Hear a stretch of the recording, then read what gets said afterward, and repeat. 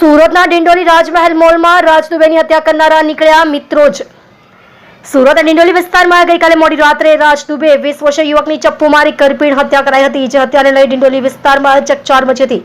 રાજ દુબે નામક યુવકની હત્યા એક ગંભીર બાબત હતી, જેને લઈ સુરત શહેર પોલીસ વિભાગ દ્વારા ત્વરિત કાર્યવાહી કરવા આદેશો આપ્યા હતા. જેમાં ડિંડોલી પોલીસ સ્ટેશનના પોલીસ ઇન્સ્પેક્ટર અને સર્વેલન્સ સ્ટાફની અલગ અલગ ટીમો રાજ દુબે નામક ઇસમની હત્યા કરનારા આરોપીઓને પકડી પાડવા ચક્રો ગતિમાન કર્યા હતા. જેમાં ડિંડોલી પોલીસ દ્વારા ઝીણવટભરી તપાસનો ધમધમાટ શરૂ કર્યો હતો. જેમાં આરોપીઓ જયેશ ઉર્ફે જમેશ ભરત વૈષ્ણવ, ઉંમર વર્ષ 20, રહે F302, સાંઈ દર્શન રેસિડેન્સી, ખરવાસા રોડ, ડિંડોલી, સુરત, મૂળ ગામ બરોદ, તાલુકો દેસુરી, જિલ્લો પાલી, રાજસ્થાન. હિતેશ ઉર્ફે સોનુ મનોજ કટિયારે, ઉંમર વર્ષ 19, રહે F203, સાંઈ દર્શન રેસિડેન્સી, ખરવાસા રોડ, ડિંડોલી, સુરત.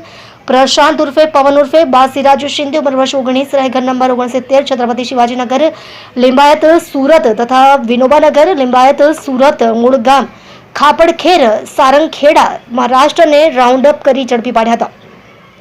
જેમાં ડિંડોલી પોલીસ દ્વારા આરોપીઓની પૂછપરછ કરતા મરણ જનાર તથા આરોપીઓ મિત્રો હોય અને તેઓને પૈસાની લેતી દેતી બાબતે બોલાચાલી અને ઝઘડો થયેલ હોય, જેની અદાવત રાખી પૂર્વ આયોજિત કાવતરું ઘડી આરોપી જયેશ ઉર્ફે જેમીશ અગાઉ ઓનલાઈન મંગાવેલ ચપ્પુ લઈ આરોપી હિતેશ ઉર્ફે સોનુની દુકાને રાખી મૂકેલ હોય અને ગત તારીખ 10/7/2026 રોજ રાત્રિના સમયે આરોપી હિતેશે મરણજના રાજ દુબેને ડિંડોલી રાજમહેલ મોલ ખાતે અવાવરૂ જગ્યાએ બોલાવી આરોપી પ્રશાંત ઉર્ફે પવન ઉર્ફે બાસી સાથે મળી આ કામના ત્રણેય આરોપીઓએ સદર કરપીણ હત્યાને અંજામ આપી નાસી ગયેલ હોય. જે આરોપીઓને પકડી પાડી પ્રશંસનીય કામગીરી કરેલ છે અને ગુના સબબ આગળની કાયદેસરની કાર્યવાહી હાથ ધરવામાં આવેલ છે.